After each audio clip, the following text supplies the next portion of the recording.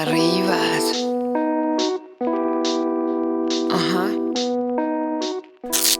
Ciao l'Italia, ma so bianco tipo a Barbara D'Urso? Sì, sarai Luci qua, però guarda, singano più giovane, singano ventenni, singano teenager. Allora, stavo rispondendo a un commento sul Facebook, no, sul gruppo delle puntine, però dopo no, era troppo lungo, mi sarei dilungato, allora ho detto, ma che la dico tramite video, no? Praticamente avevo postato la foto delle foto del letto a castello, no? Come risposta Maria scrive, meraviglia, io ho incubi tutte le notti, ho paura che questo cavolo di virus non mi permetta più di prendere il camper, ditemi che non è vero. Ovviamente parliamo solo di opinioni personali, chiaramente. Allora, la mia opinione personale è che ovviamente non può durare per sempre, ovviamente. Però, come anticipavo più volte già in passato, io dicevo sempre, non mi ricordo dove, adesso se su video o su gruppo o chissà dove, dicevo sempre col cavolo che finirà ad aprile sta quarantena, no? Assolutamente, andremo avanti ancora un bel po', anzi secondo me non sono neanche sicuro che si potrà andare in spiaggia a fare il bagno quest'estate. Adesso è l'11 aprile e hanno detto che continuerà ancora per i primi di maggio. Secondo me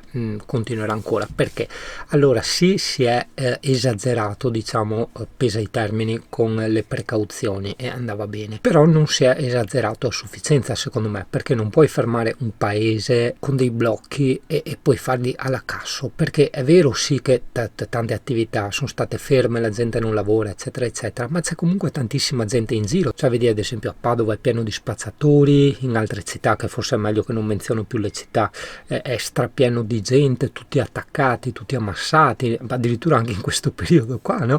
Si vedevano le foto e i video, no? su internet e anche degli articoli, insomma, dei giornali dove c'erano i sindaci disperati per questa situazione di mancanza di rispetto, anche secondo me, no? Quindi sì, il mio pensiero è veramente questo, cioè della serie o non chiudiamo niente e ci infettiamo tutti e facciamo andare le cose così come devono andare, o facciamo una quarantena veramente fatta bene, perché non l'abbiamo fatta bene, o meglio non è stata fatta completamente, quindi abbiamo, non dico vanificato, per carità, assolutamente, però insomma abbiamo sprecato in una maniera pazzesca tutti questi giorni di sofferenza chiusi a casa. Insomma, dovevamo veramente stare tutti a casa, mantenere i 200 metri, far fare delle pulizie con disinfettanti alle strade come hanno fatto in alcuni punti e anche agli edifici eccetera eccetera, e dovevamo veramente tutti e sempre utilizzare mascherine e guanti. Certo mi dirai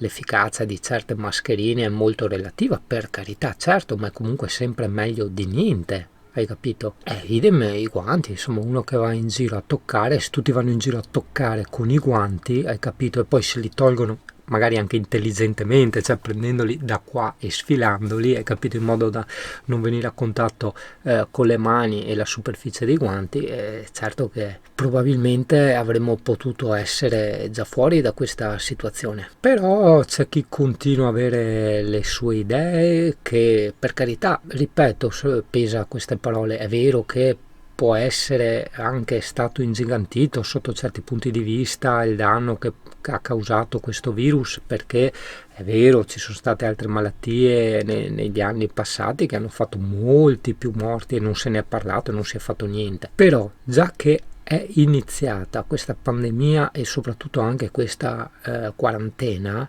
cioè mettiamo fine a sta storia, quindi stiamo tutti a casa, chiudiamo sto discorso, debelliamo il 100% questa cosa e basta, dopo è finita. Mentre così facendo, come abbiamo fatto, grazie a quelli che non davano la giusta importanza, sembra quasi che mi sto contraddicendo, invece no, se ascolti attentamente non è affatto così, non ci sarebbero state tutte queste infezioni e quindi il protrarsi di questa rottura di balle. Noto con dispiacere che nei vari vlog di Full Timer c'è ancora l'immagine della moka che sbrocca, no? Singano aveva chiaramente spiegato la nuova moda della teiera acquatisana, perché avremo tutti a nostra età, insomma, bisogna adeguarsi. Ah sì, hai visto che in giardino mi hanno tagliato la siepe? Sì, infatti la Alessia è venuta qua, ha detto, hai fatto tagliare la siepe? Sì, io ho detto, perché sennò mi copriva i raggi solari. Aspetta che parlo più anche con i giardinieri qua fuori dalla finestra.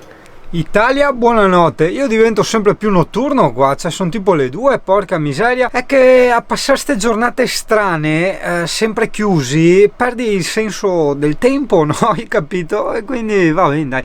Comunque non ho acceso la Singano camera per dire questa cosa, ma bensì... Sì, esatto, funziona proprio bene, quindi sì, sono contento. Ha un bel difetto, consuma un casino, veramente consuma un casino. In questo periodo non c'è assolutamente alcun tipo di problema perché c'è un sole bestiale, quindi i pannelli caricano a bestia, però tenerlo acceso così 12 passa ore con l'inverter, a parte che vabbè io lo tengo a potenza 3 perché mi piace, senti proprio l'ambiente pulito e senza la puzza del cane, però insomma ciuccia, quindi sì, non si userà tanto d'inverno, ecco, solo in primavera ed estate. Altra caratteristica, non so se è una mia impressione, ok, mi sembra che faccia anche freschetto, cioè calma, non fraintendere, non prenderlo come climatizzatore che dopo magari lo prendi per raffrescare d'estate e dici Singano che cazzo dici, no, adesso è primavera, il camper qua dentro mi segna 22 gradi e con i 22 gradi dentro e sto robo acceso probabilmente smuove l'aria, che ti devo dire, raffredda, cioè io sento freschetto insomma